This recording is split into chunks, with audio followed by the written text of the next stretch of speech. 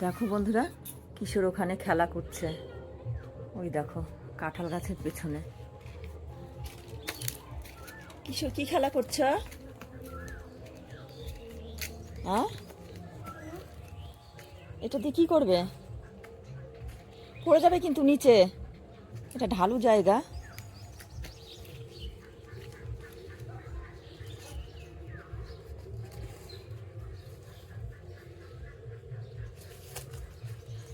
কি করবে ওটা কিশোর? এটা এখানে কি করবে তুমি? কথা বলো বন্ধুদের সাথে, বলো কি করবে এখানে?